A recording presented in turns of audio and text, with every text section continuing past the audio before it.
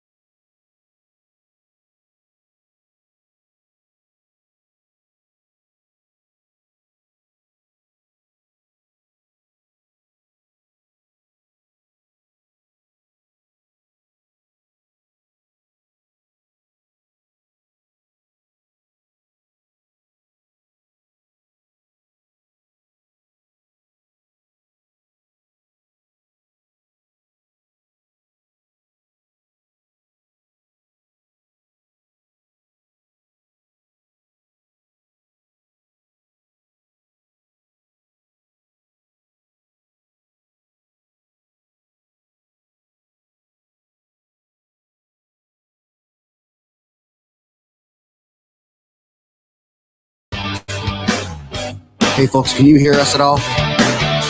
Like I can see that you can.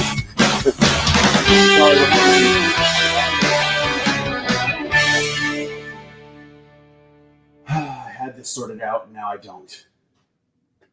I'm not muted. My volume here, not muted here. Why don't I have anything?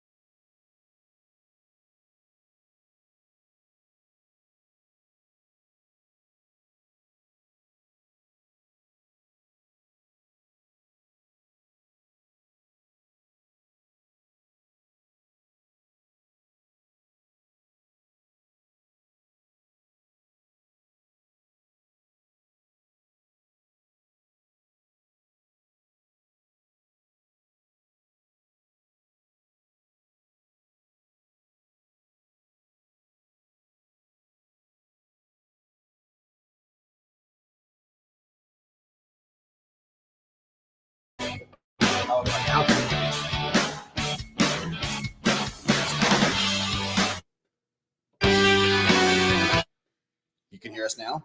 Yep. Nice. All right, folks. I think we finally figured it out. All right.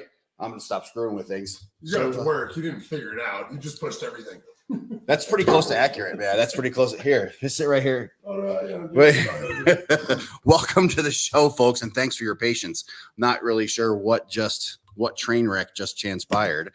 So Bernie, you know what? Let's try and see what we can do with you. This is gonna screw it all up. Watch. It might be, actually. It might be. This is what started the whole exactly thing. right. Let's try plugging this in. I'm not doing any of it. Yeah, I don't blame you. Let's plug that in, and then let's plug this in and see what happens. Can you hear anything? A little bit. Can you hear me? We can turn you up. I can turn this up so that you. Yeah. Is that helping you? Yeah. All right. So we're in good shape. I love how you get as frustrated as I do. No. I wasn't getting frustrated. I literally was about to get in the massage chair and just sit back and watch you with your football bat. Bernie, can you hear us okay? Yeah. Loud and clear. Ladies and gentlemen, welcome to From the Ashes on Monday, February 5th, I think it is. It is February 5th. So we have a very special show tonight. We are going to have my buddy Michael King from the Motorcycle Relief Project. We have an in-studio guest which is brand new to the super secret location. See all this? He's not brand new to super secret location. He's brand new to the new studio. Yeah, yes. He's new studio. So I'm gonna make space for you. Hold on. hang on. You're good, man. I'm just, So check this out, dude. So we have this new toy, right? And we're figuring out this new toy. yeah. Remember how I told you when we were at Ragnar's place that don't touch any buttons? Yeah. Oh, yeah. Yeah. Here, you can touch buttons. Yeah. I saw how well that worked. Only the colored like little kid like buttons. Like- Touch either eye. Yeah, like I don't know if these are making noise right now. They're not. I have no idea. You screwed it up. I don't know what I'm doing. So, what does this button do? Let's push this button and see what it does. I don't know. But anyway, it's a special show. So yeah, we've got in-studio guests. We've got our friends from the Motorcycle Relief Project. We are broadcasting live on About Face Radio. We are broadcasting live on Live 365, our radio station. We are broadcasting live on WTF Moments. Oh man, I know. we are really live. Yes. Oh, you know what? Now we're a few minutes behind. But. We are a few minutes, but that's okay. So let me, while we're doing that, as a matter of fact, let me go here and let me share our broadcast so that others can hear us as well. But yeah, Wi-Fi, turn that on. Got our light socket. See, you are an experienced guest. Officially useful. Yes, this is why we keep you around. It's basically your guys' mascot. He sets the goats. We'll go here, and from the ashes, we are live. We are live. Check us out. Share that. Coming in hot. All right, and we are live now, so let's fucking do this thing. Open this up so we can see our comments from our listeners, if there are any. Oh, there are. We can hear you. Can't hear you now. Oh, all right. People are watching. Hey, hello, folks. Monte Wiley. Thanks for being a part of the show. It's going to be a good show. We got Motorcycle Relief Project. Allie will probably be here. Hatchet, it's good to have you. What brings you out to Colorado other than hanging out with us on the show? I mean, that's the only reason, let's be honest. No, it's the normal rotational work. Yeah. Here and sling some waterproofing, Slapping hose, slamming Cadillac doors, that kind of thing. That's usually the MO. Good. Glad to hear it. What else? What else we got going on here? There's all kinds of good stuff. We got Carl. Okay, do you have Carl? You know, I had a kind of a fucked up afternoon. Call it what it is. Quite the day. Well, since it's 6:10, let's get right into Combat Carl. Let's do it. Combat Carl. And Hatchet, I'm going to need your help with this one. Did you hear about all of the senior enlisted advisors for all of the branches standing tall in front of Congress this past week? No, but I need to probably reread that. Well, there's nothing to read. I wouldn't worry about that part of it. Every senior enlisted advisor, so the senior enlisted person for every branch of service had to go in front of Congress this past week. I think it was Thursday of last week. Like with their middle finger up? And basically answer to quality of life issues. Mm. What a bunch of bullshit. What a bunch of jerk offs. These guys got in front of Congress and they're like, ew, our soldiers aren't paid enough. Well, A, that's true. Did you ever feel like you weren't paid enough? Always. Yeah, I mean, yeah, me too. Nothing about the mold in the barracks. Nothing about sorry, I got extra fucking noisemakers there. Nothing about like mold in the barracks. People can't find, decent lit housing. The cost of housing has skyrocketed, but BAH hasn't kept up with it. None of that shit. Your soldiers are basically going, nothing about like how soldiers can't get into the fucking chow halls now. None of that shit. No, sorry. They don't make enough money and we're having a recruiting problem. You know why you're having a recruiting problem? Because you fucking suck at what you do. Well, also there's a retention problem. There's a retention problem and a recruiting problem. Recruiting is getting in and retention is keeping them in. Agree. And they're having a crushing retention problem as well. You basically, I really want both of your opinion. He's shaking his head. No, you don't want my opinion on this shit. The very first thing so we're 20-year wars, right? We're at combat for forever. You have literally the most lethal fighting force on the planet, battle hardened. And the very first thing that happens, we pull out of Afghanistan. 13 Marines are killed. Shit show. Complete fucking train wreck. Embarrass the fuck out of all of our work for the last 20 some odd years. And then you know what the problem is in the military, according to our leadership? White supremacy. Brother. Yeah, Is that what exactly. they said? Yeah. Really? They said that the number one problem in the military was white supremacy and fucking, yeah, you and I. That's amazing. We're not diverse enough. Really? So just like the Navy's got some transgender, like promoting joining the Navy and stuff. Have you seen that? Oh yeah, yeah. We talk about it. Yeah. So all that's accepted, but white supremacy. All right. Well, it's also when you destroy those who are already in and sacrifice so much, especially if you put them in recruiting. How are they supposed to promote and influence somebody to come join when they're so miserable and getting screwed over? Yeah. You know, you're talking about retention. It goes hand in hand. You know, and they're like, oh no, I've been screwed. Second, third divorce, nothing's changed. All my additional money's out the door. Now I have 2 to 3 extra jobs, and I'm just getting shit on the entire time. You know, I got buddies that are still active duty, and hell, one's living with me right now before he deploys. And yeah, it's insane. Where I'm like, you know, you have those moments like, man, I miss the military. I wish I could get deployed right now. And then I hear his stories. I'm like, I'm so glad I'm out. Holy shit. And I mean, why do so many of our peers say, I would rather go back to Afghanistan or Iraq than stay here? Because it's easier there. Oh yeah. Yeah. Life is so much easier. Garrison's always been stupid. Yeah. Garrison's, yeah. And we're going quickly back. There was a book written called The Bear Goes Over the Mountain. And it talks about what happened to the Russian military after Afghanistan when they pulled that, and it became riddled with drugs, crime, nothing but fucking thugs in the Russian military. It's They like stationed at Fort Hood? Yeah, exactly, dude. Exactly. And yeah, and we just can't unfuck ourselves. U.S. Army WTF moments mentioned you. Yeah, I'll bet they did mention us. These guys are all fucked up. I will say, like, going back on the whole white supremacy, the place I found racism to be an issue the least was in the military. Yeah. Agreed. Like, completely. The only color I cared about was the color green that we all wore. Yeah. And sensitivity in my era didn't exist. Mm-hmm. Like we infantry and scouts, yeah. Yeah, we didn't say nice things to each other. Absolutely not. That's how you knew you cared about each other. But it wasn't about your color of your skin. No. It was whether you were a fuck up or not. Right. Absolutely. No, I totally agree with that. One shot. No, that's the truth, man. Like when you're actually in a unit and you deploy with them, none of that matters. Yeah, there's always those guys that you got out of bum fuck freaking Virginia or somewhere, Kentucky, where they're like telling the stories of their past.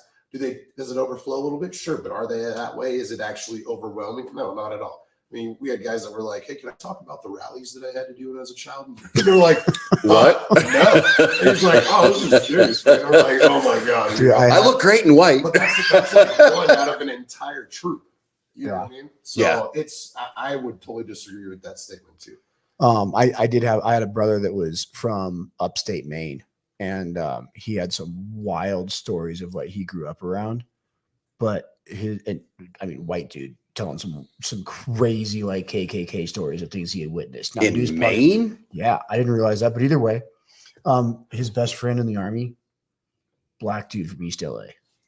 Yeah, it doesn't fucking matter. They wore green. That's all that fucking matters. Right. I agree, dude. And so I'm glad that they used that as the excuse. Bring Michael in it. Click on Michael if you want. So let's bring his ass in here. I'll do it. I got you.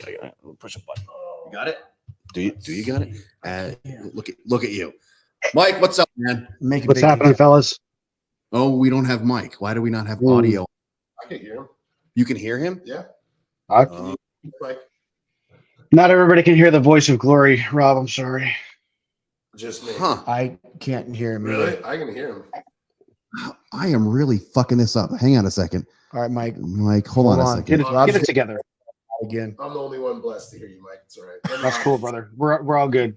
Oh, there we go. I gotta push buttons. Mike, welcome to From the Ashes. Jesus. Hey, I'm just glad that this shit ain't perfect, because if it was, I'd be scared. Yeah. So first of all, I just like to point out that theoretically, there's only one person here right now who's not an MRP alumni. I pointed that out earlier. Yeah, that's true. Why is that? One shot. I'm scared of adventure bikes. or group therapy. Yeah. That's right. I I don't know which one I'm very scared of. Look, man, I did. you go on a ride. I'll let you ride the Honda. You can take the Honda. I'm good. Just take a good thorough bleach bath after scrub to the Look, man. If you don't want to get on the dirt, nobody else will get on the dirt. That's cool. You can just hold everybody else back. We'll be all right. Oh. Or just the last. He's used that before. Yes, he has. What was the? There's three. There was somebody in the back, the middle, and the front. Yeah, Guy. Chase. Yeah. So it'd just be the rear Chase that's stuck with him on the road. The rest of us just keep. I'm going to chase you from the kitchen. Ladies and gentlemen, we are talking with a very good friend of mine, Michael King, with the Motorcycle Relief Project. He is the MRP Alumni Coordinator. Mike, before you start talking, I'm going to hit a button. Give me one hot second. Oh, no. Check this shit out, folks. Watch. Tell me if this looks familiar at all to you. Hatchet.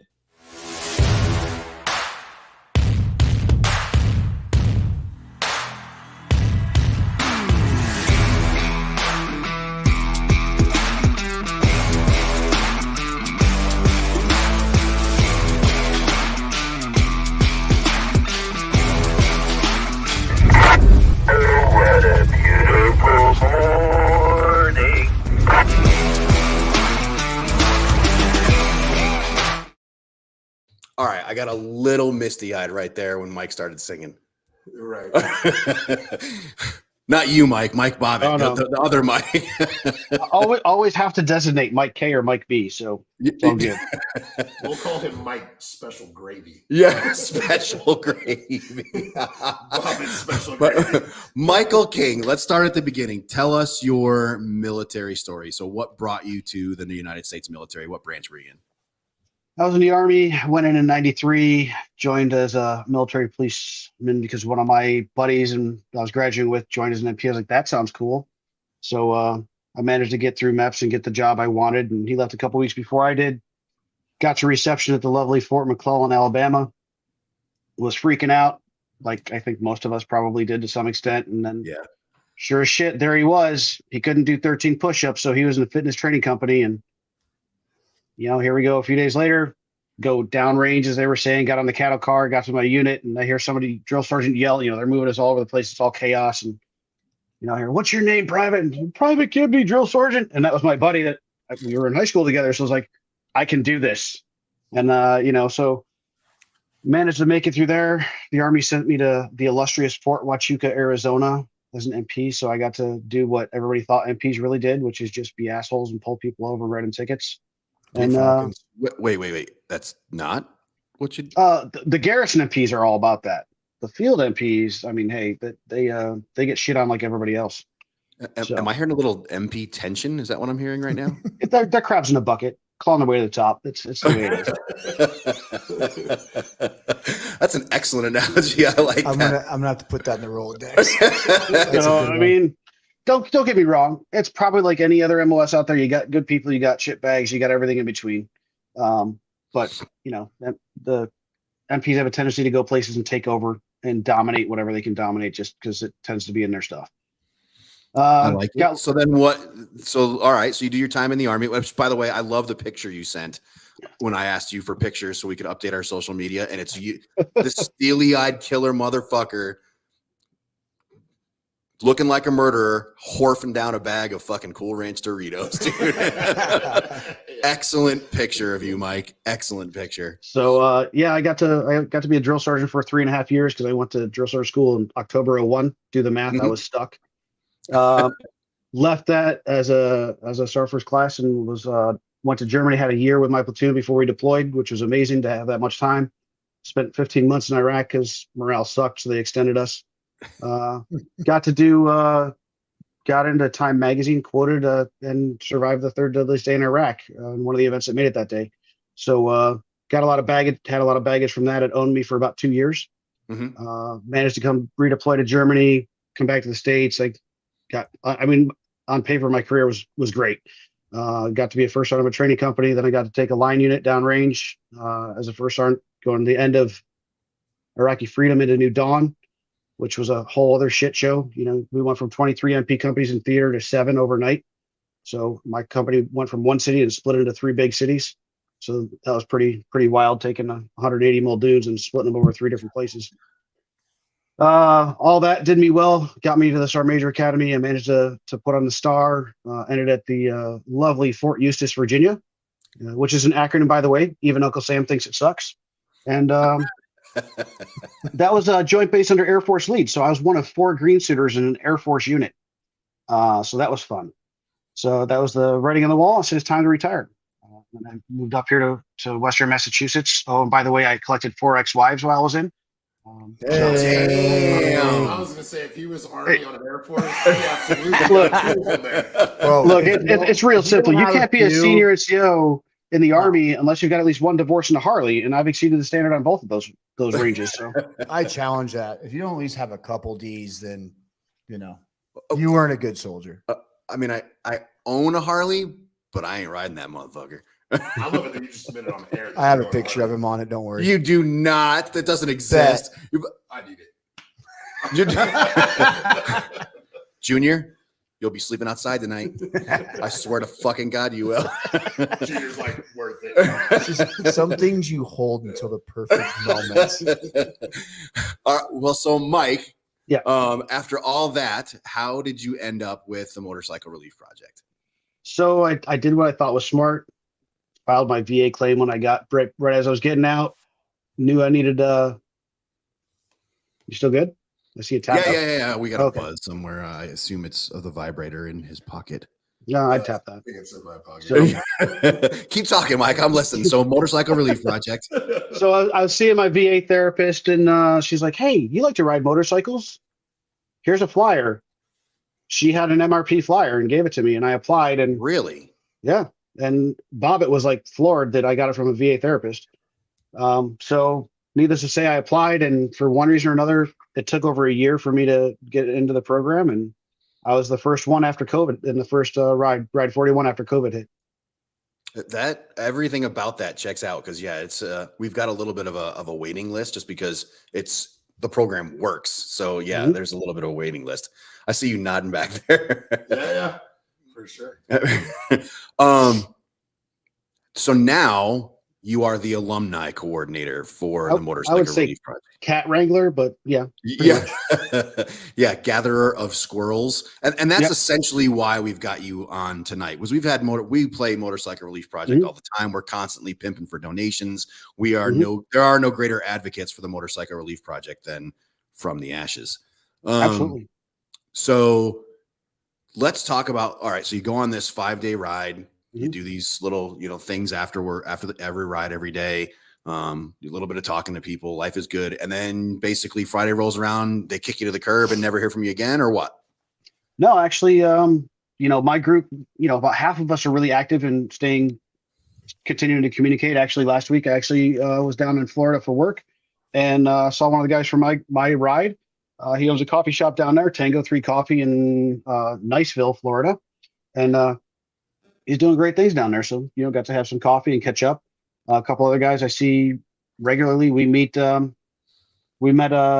last couple of years at the Revzilla Adventure Fest in Sturgis, which was a blast. So, we try to keep things going. But with that, you get out of it what you put into it. If you say on Friday, I'm done and I'm out, then you're done and you're out. It's, you gotta, if you don't put energy back into it, it's not gonna continue to do good things for you. No argument from me. My favorite part. Go ahead. What'd you say, Hatchet? I said me neither. That's a good statement. Yeah, I agree completely. Sure. My favorite part is that we have people that create a Facebook account just so they can be a part of the alumni account, and basically what they do, it's a great way to just stay in touch with the folks that were on your ride, and so. Yeah, because you create these bonds while you're on the ride, which are kind of amazing. And then, trading phone numbers and whatnot is easy, but staying in touch with each other through Facebook and knowing when somebody's like having a hard time and, hey, anybody available to talk kind of thing. And, shit like that. Am I off base at all here, Hatch? I mean, I'm horrible at staying in communication with almost everybody, but I agree. When you have the access to Facebook, and even on top of that, there's guys that, I'm trying to remember his name right now. It's shooting a blank. Older gentleman, but would never thought he would have Facebook, and he'll reach out. Oh, you talking about Alan, the old crusty bastard? Yeah. Right. Dude could barely walk, but rode a motorcycle like a fucking champ, man. And I think it is good because it is one of those from all different walks of life. Then the day when you go through that and you actually are open and honest, and from ripping and rallying on the trails to sitting down and dumping it all out at the table in front of everybody, you realize how much you have in common with a lot of guys that might not even be in the same state. So yeah, I mean, there's a lot of connections, and it is up to you on how you maintain it, but it's also availability of your schedule. If it's just a message versus actually being able to see them face to face, you know. But no, I agree for sure. I agree. Hey, folks, I don't know, as you're listening, I don't know if you can hear that little buzzing that we get once in a while. I'm not sure what it is. I assume that it's the goat. I'm not really sure what is causing that buzzing, but whatever. If you hear it, please let us know. We'd like your feedback. What do you call it? Damn, I say that a lot. I usually say that a lot. I do. I will say, as Mike was saying, you know, the maintenance after, I think that rings true. I haven't been part of motorcycle relief, but I think that rings true with anything you do therapeutic wise. You don't like magically go to one therapy session, get some great tools, and then you don't use them again. Like everything is maintenance when it comes to dealing with some of the things that we as veterans have. No doubt. But Absolutely no doubt. It's not like so once a year I do an hour-long get-together. Maintenance is a daily thing. Right. Like I have daily routines that I do that are part of my therapy. I meditate every day of my life. That is part of it. You know, I pray every day. That's part of it. The days I miss the routine, I look back, I'm like, fuck. I was fucked up that day. I screwed that one up. Yeah. I think everything is maintenance. Like it's just amazing how, you know, there's all sorts of different things out there, but motorcycle relief, you know, you go do your thing and you work on things you learn from it. Maintenance. It's kind of like a motorcycle. You don't build it and then it's good to go. I have a Honda. You have to do almost no maintenance. You don't change the oil. You don't change the pads. Get gas. Change the rubber. You're right. There are those tools, those training aids like the buck resistance, the things that you can at least focus on, pay attention to during that training, and be able to apply every day when you catch yourself drifting back off that path, and you're like, oh, that's right. You know? I think one of the things to keep in mind too is there's no one thing you can do that's going to make it all. I mean, I could have rainbows and unicorns all day if I painted my bike in rainbow and put a horn on it, but at the end of the day, nothing's going to make it great. One thing, it's a combination of stuff you got to do. I get seasonal depressive disorder because I live in New England, and guess what? We get 3 to 6 months of winter every year. There's no riding during that, you know? So what do I do? I do something to maintain. I thought those adventure bikes could go in any weather. They can. I also like how Mike described your motorcycle. It's the horn that gets it. I keep it on the seat. Yeah. No comments needed. Mike, Hatchet back there used a term that a lot of people listening might not be familiar with. He's like, he said, fuck resistance. You want to talk about that a little bit? Sure. Yeah. So I remember when I first got into the lodge in Arizona, in Tucson, That place is and awesome. I see the so effing grateful stickers, you know, and this F resistance. So I'm like, oh, great. I'm in some kind of church cult. This is going to be fun. But you know, there's little reminders, whether you got a sticker on your bike or on your coffee cup, or you know, you got one of the little silicone wristbands or something like that. It's just a reminder to one, you know, like the so effing grateful, being so fucking grateful is be humble for a minute and appreciate the good things you got, because it's really easy to focus on the negative. I mean, that's kind of like human nature. So you know, you got to flip the script. But the fuck resistance or F resistance is awesome because let's see, one shot, you know, you haven't been on a ride yet because for whatever reason, but that's resistance freaking knocking down your door, brother. Fuck that shit. Just do it.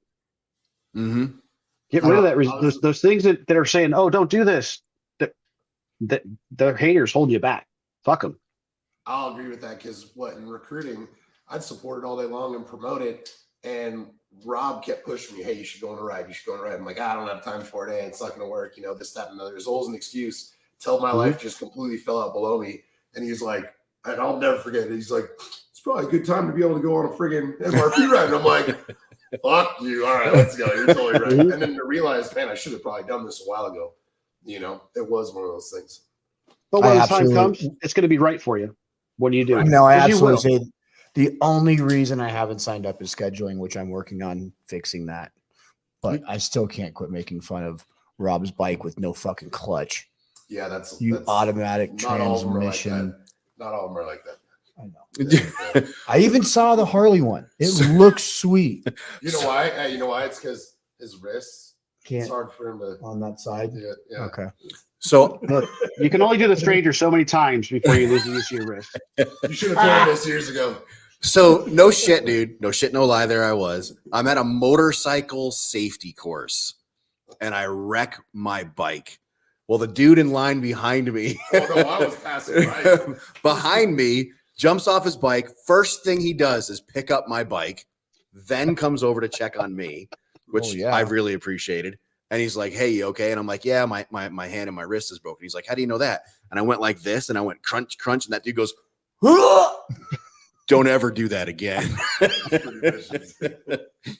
It was pretty broken. Freaking medics. Whatever, man. But Mike, so couple things. You've got some shit coming up with MRP in the near future here. You got an alumni ride coming up in, what is it, Arizona? Yeah, October, I believe we got the alumni ride, which is it's a great chance for people to get together and ride. Obviously, if you're on the East Coast, it might be a little more difficult than if, I don't know, you live out your way. But it's kind of like a reset, maintenance. You know, it's a great opportunity to just get together and ride, and at the end of the day, be tired and not have those personal self-imposed obstacles to opening up there, and just throw your shit out there for folks to say, hey, maybe this worked for me, maybe it worked for you. Martin Solberg, or as we call him, Marty, it says Young Arizona. So yeah, that's coming up quick. Hey, before we kick you to the curb, pimp MRP. Tell people how they can get involved. So motorrelief.org is the place you want to go. You can learn everything you want to know about it. If you just simply want to donate, if you want to get on a ride, we're not only veterans, we're also first responders as well. We have two first responders rides every year, and we have a women's ride for both veterans and first responders. So the only thing you got to pay for is your way to and from the location where it starts, be that Denver or Tucson. Everything else is provided. But if you have your own helmet, I'd recommend bringing your own helmet, just because if you've ever been to CIF, it's kind of could be kind of similar. But at the end of the day, it's a phenomenal program. There's no shrinks, there's no therapists there. It's simply people together riding. The riding's the hook. You get together, you talk about whatever shit you want to talk about, and there's no judgment. And at the end of the day, it's absolutely worth it. I have not met a person who's been through MRP who's like, that was a waste of my time. Everybody gets something out of it. And then it continues as long as you want it to. I agree. Hey, so everything you said, go to Motorcycle Relief Project. You can find it on Facebook. You can find it on Instagram. You can find it all over the place. Very, very important. It is an expensive prospect. Now, imagine going to your insurance company and being like, hey, I want to take a bunch of combat veterans and first responders with PTSD. I'm going to put them on motorcycles and we're going to ride off road. Your insurance agent is be like, you can kiss my ass. I am absolutely not insuring that. So insurance is expensive. Maintaining a fleet of motorcycles is expensive and time consuming. All the gear, all the food, because when you show up, everything is paid for. All you got to do is present yourself. You can be in your underwear or in a sock, not necessarily on your foot. You just got to get there. And once you get there, we're going to take care of you. It's an expensive thing to do. If you are listening to this show right now and you're looking at your wallet and like, damn, I just have way too much money. I don't know what I should do with it all. You should definitely check out the Motorcycle Relief Project. It's doing, I cannot say this enough. It is saving lives, literally. 100%. So if you have got some extra money, $1 or $2, and you can throw it in the kitty, please, please, please make a donation to the Motorcycle Relief Project. I think everybody here can basically, I mean, you went to the fundraiser, you heard all the stories. Yeah, I'm a broke rancher and I found a way to give a little bit of money. You did. Everybody's amount is different. And I think that's something that gets in people's head where they see like, oh, a ride costs, I think somebody just posted, it's like $15,000 for your guys' week, correct? Okay. That doesn't mean that if you don't donate $15K, you're not helping out. If you're $5, it helps get to that 15. If it's 100, it's 100. If it's 500, it's 500. So, anything you can help with these programs, because I know the struggle, like part of our own nonprofit and help out with several, the struggle isn't that people aren't generous because they don't realize it just a little bit helps, because the more people help, those little bits are really what I think pulls together and make things happen. Yeah. Mike, I don't think you were at last year's. You were at this year's, but I don't think you were at last year's. No, I wasn't at last year's fundraiser. I don't know if you know this, but Seth, one shot over here, got an award for being one of the best dressed motherfuckers at the event. Excellent. Not one of the best dressed. One of two. One of two. Okay. Yeah. Very well. He looked really good. There's a lot of leg. Just okay. saying. And there were a lot of women there with a lot of leg hanging out, and we still won best dress. So definitely, there was no woman there with more leg out than us. And I think we still have our. And well, it was only one nut hanging out. I think we still have the prize around here somewhere. But anyway, that's not important. Hey, Mike, my hetero life mate over here is going to give you the final instructions. Mike, All at right. the end of your excuse me, time as a guest, we're going to give you about 2 minutes. If there's anything we forgot to talk about, anything that you had planned that you really wanted to get out there for information for people on MRP, it's your time to shine. Also, just one more during that, we do one more reminder on contact info on socials and you guys.org, etc. All right. So motorrelief.org, and you don't need to have a ton of money to donate. And if you want to get something for your donation, we also have an online store that's attached to the website where you can get a t-shirt that says "So effing grateful," RMFR, which if you don't know what that means is ride, motherfucker, ride. F resistance. We got one up that's only up for the month. And it's basically says, don't run away from your problems, ride away from them. That's faster. So you can get something for your donation there as well. So there's a lot of different ways you can do it. If you happen to own a business or something, something that we can put in our fundraiser at the end of the year as an auction item, there's plenty of different ways. So it's the only thing stopping you is personal creativity, I suppose.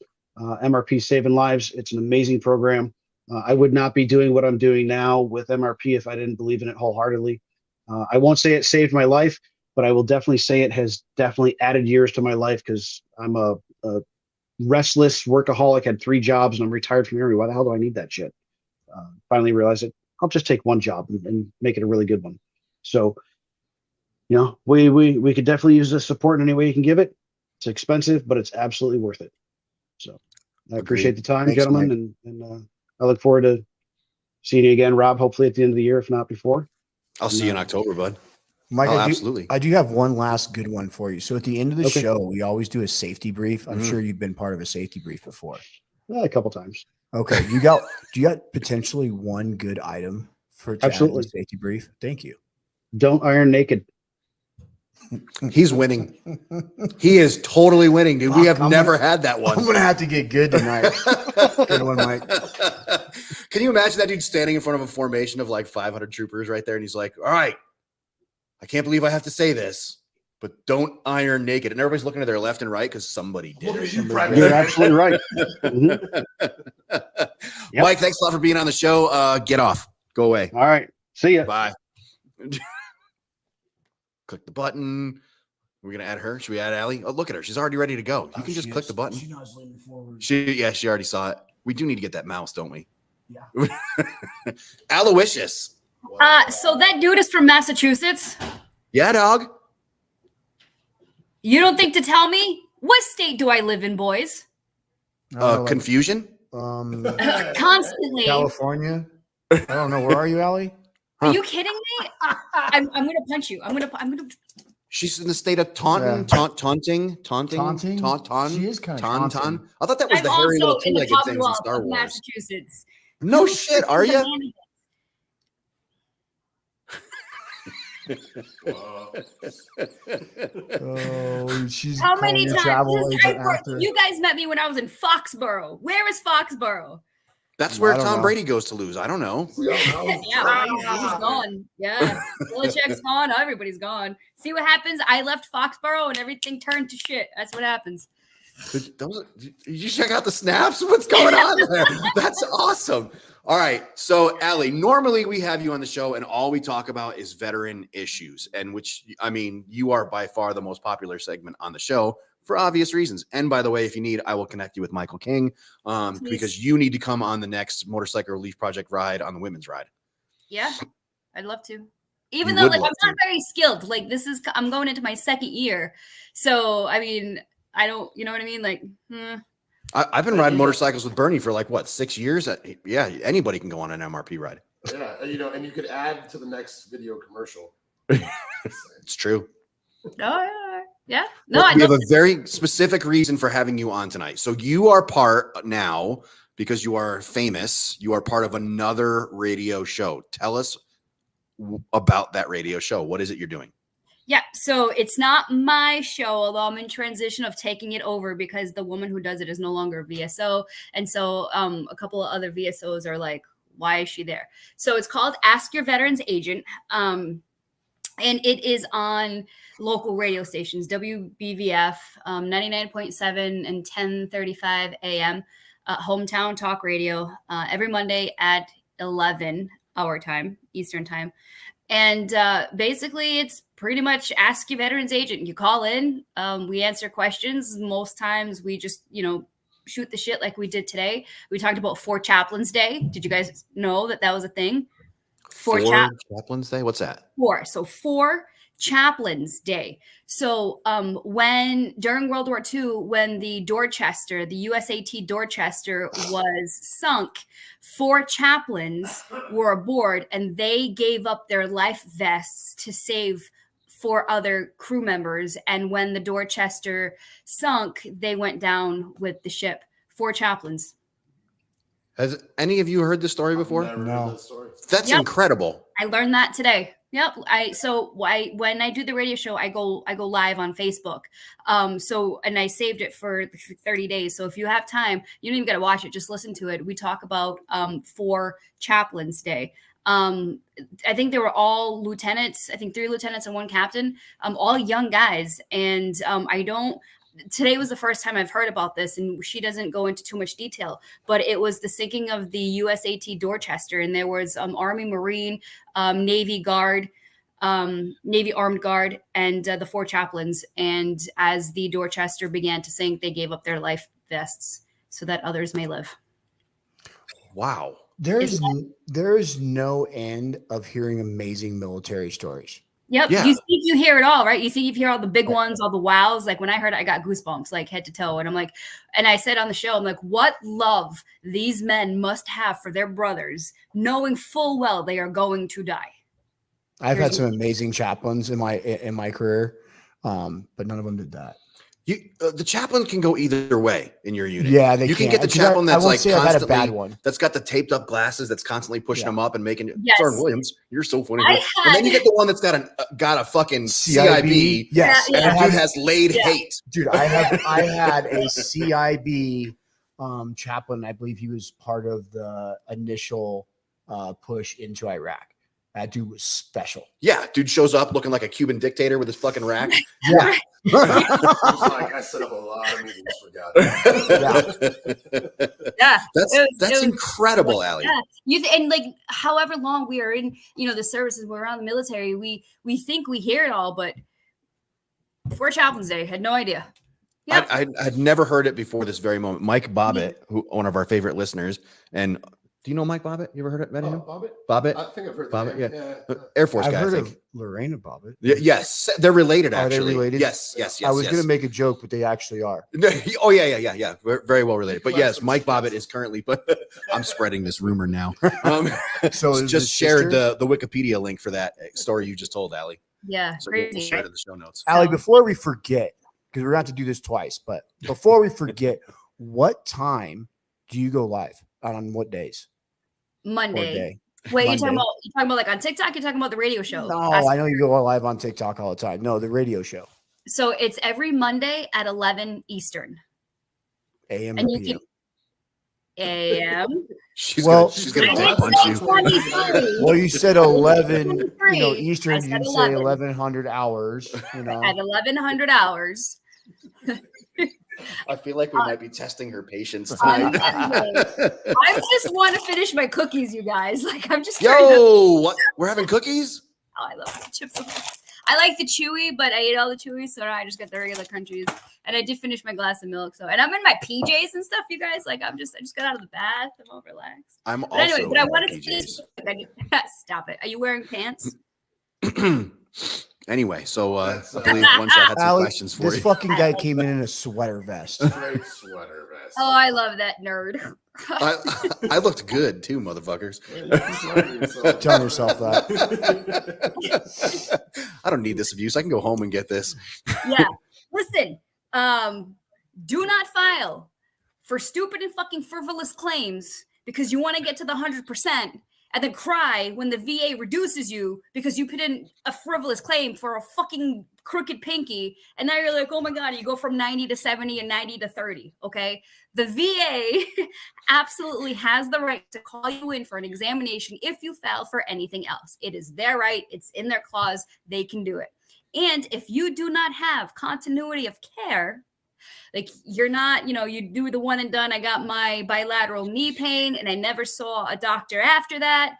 And you go in for your examination and like you lost weight and your knees don't hurt anymore. They will absolutely reduce you all because you filed a stupid claim for your crooked pinky. Don't do it. Does the crooked pinky still mean the same thing it did in college? It did. Yes. Yeah.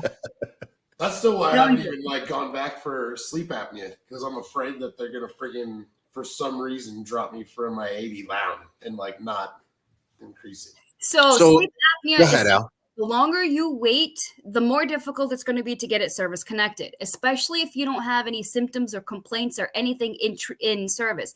And it doesn't have to be diagnosed in service because sometimes we don't know what's wrong with us. We don't get a proper diagnosis until after we leave the military. But if you went to your PCP or your medic and you're like, dude, I'm having trouble sleeping. I'm waking up gasping for air. I have shortness of breath. I'm fucking tired all the time. If there is nothing, no complaints, no symptoms, nothing in your medical records, getting sleep apnea is going to be difficult the longer you wait because they're going to ask you, how much weight have you gained since you got out of the service? No, see, well, there's the thing is I already have been diagnosed with it and I already have a CPAP machine. How long after service did you get diagnosed? It was, God, I want to say a year. Yeah, just about a year. File. No, I already. Oh, okay. All right, fair enough. Okay, So I do got to jump to a good question. Okay. I won't name who it is because if we do, it'll take away from the quality. What if your P&T can you be reduced? So permanent if you total. are permanent and total. I mean, guys, let's use our words, right? And our I know.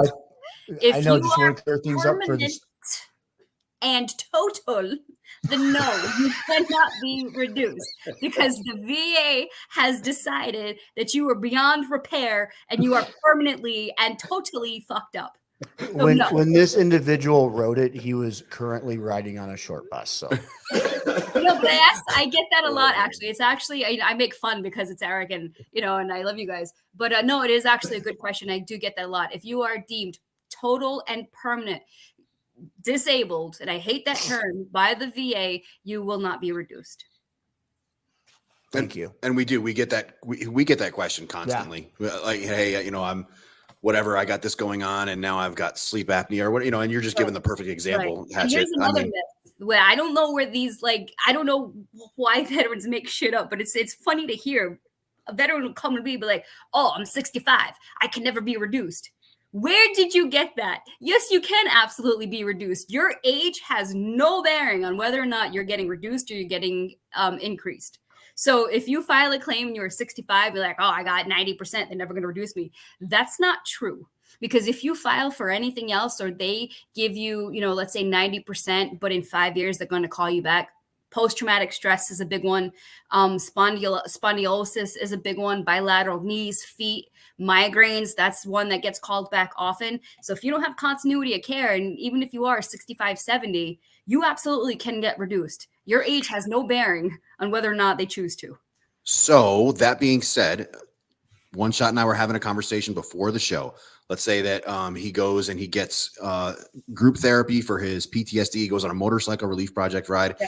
And now he feels a lot better because he's being treated for his PTSD. Good. Are they going to reduce him from his 80% to down to 60%? If they call him in, if they call him in and the symptoms are less severe and there are less symptoms, yes, you absolutely can be reduced. We are literally incentivizing veterans to have problems. He's currently gone. I know. Fucked up. I know. We're also hold on. We're incentivizing veterans not to get better. Yeah. Not to work on it. Yes. Yep, all the time. Like, oh, I really Jesus. need to go to. I really need to have surgery. But if I have surgery, it's going to fix my problem, and I'm going to lose my compensation. It's like, okay, but like compensation doesn't take away the pain, right? Like, would you rather live pain free instead of having an extra $300 a month? Like, I would rather live pain free. I would. I would rather be okay mentally than be compensated for post traumatic stress, right? Like, our health is so important. So.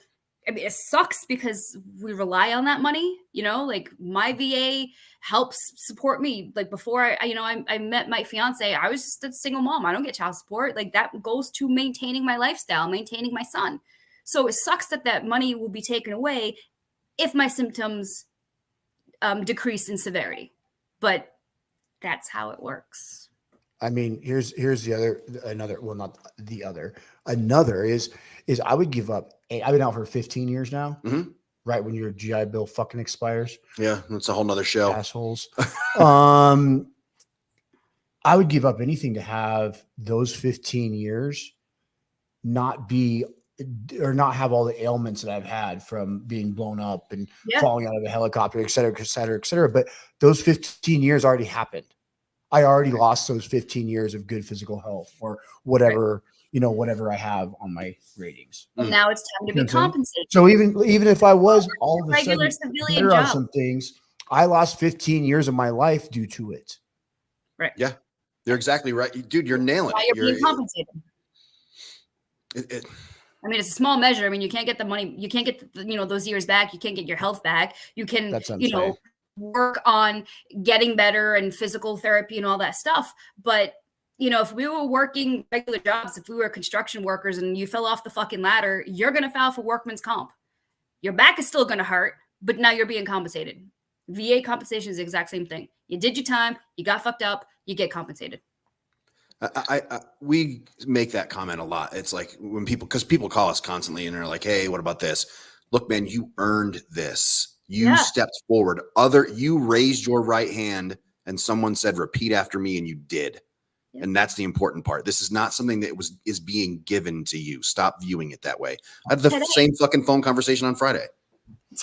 Just today, I had a veteran come to me in a wheelchair. Okay. He could stand, but his back hurt so bad because he fell off the wing of an aircraft, and hurt his back so severely. Okay. I hope the airplane was on the ground. Yeah, it was on the ground. Yeah. It was still like that's still. I was high, and he fell like right. So listen, so he went to medic. They didn't believe that he was hurting. Here's some Tylenol, here's some motion, whatever. Walk it off. We'll change your socks. Now, all these years, he is wheelchair bound. I mean, he can stand, but dude and I'm looking at him, and I kind of got upset. And it's not like me because I have more patience for my veterans than I do with anybody else. And I looked at him. I'm like, why the fuck did you wait so long? Because now I got to fight. And you got to fight the VA to show that this is service connected, that this is because you had that fall. But now that you're 70, we have to fight even harder. And you know what he said to me? Well, I always thought there were guys who needed it more. And I'm like, dude, it's not fucking pie, okay? If I get a slice and you get a slice and he gets a slice and there's none left for you, that's not how it works. There is enough for everybody. If you are hurt, fucking get after it. Get after it, because with the compensation comes the VA can pay for a motorized wheelchair. The VA can give them a wheelchair van, okay? The VA can give him a special commode, which this toilet is too low for him. So he going to the bathroom is a challenge for him. The VA can put in a specialized shower for him. The VA can do adaptive housing grants, all because he has that special service-connected disability. And right now he gets nothing. I got him a ramp just because I know a guy, called them up, said, hey, can you do a ramp? Yep, got it.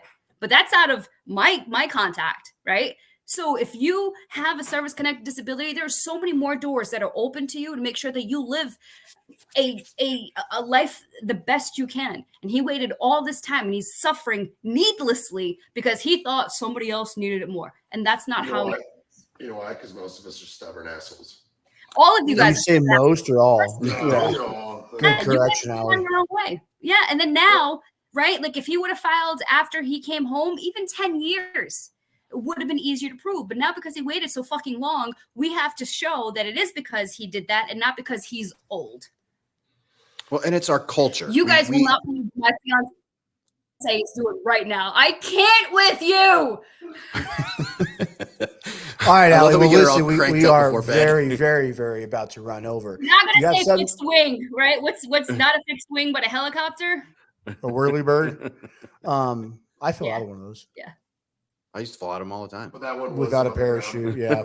Mine was not on the ground, didn't have a parachute. Allie, do you have something to add to the safety brief?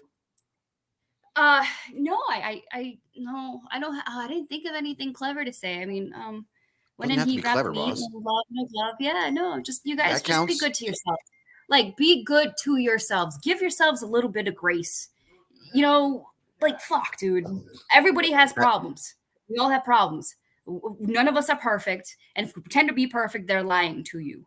Give yourself grace. You are your own worst critic, and there's nothing on this planet worth taking your life over. Nothing. Agree completely. Nothing. Hatchet, Thank you. Hatchet, what you got What? for the safety brief? For the safety brief? Yeah. Pass me for right now. Give me Okay. a second.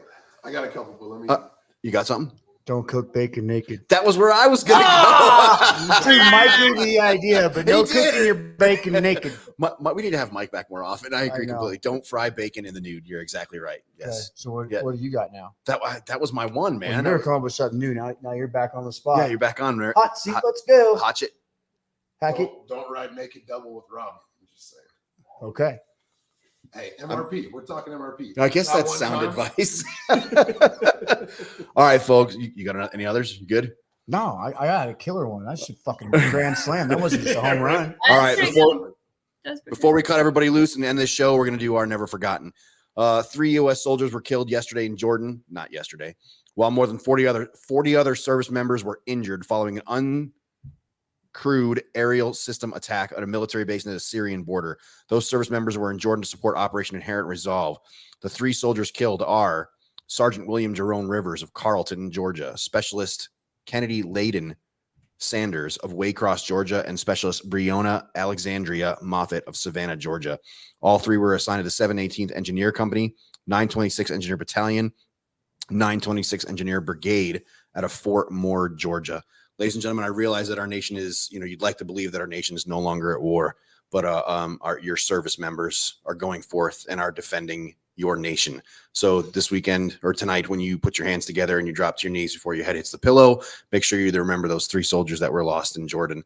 And more importantly, keep those soldiers that when they say, 40 soldiers injured, it's a lot of people whose lives were just changed. So keep those folks in mind as you're saying your prayers tonight. Allie, you got anything else before we call it for a night? I got nothing, boys. Just be good to yourselves. One shot, you got anything? I'm out. I'm done. Hatchet? Double back. Don't make excuses anymore and check out MRP. It's good stuff for sure. I like it. It's worth it. Ladies and gentlemen, we've been listening to From the Ashes on About Face Media. Can't thank you enough for being a part of the show tonight. Yes, exactly right. Don't forget your coat. Thank you so much. Check out our sponsors, Thigh Huggers. Check out our sponsors, Combat Flip Flops. Thanks a lot for being a part of the show tonight. Have a great rest of your week. Bye, Al. Peace. Bernie didn't even correct me for calling him Hackett again.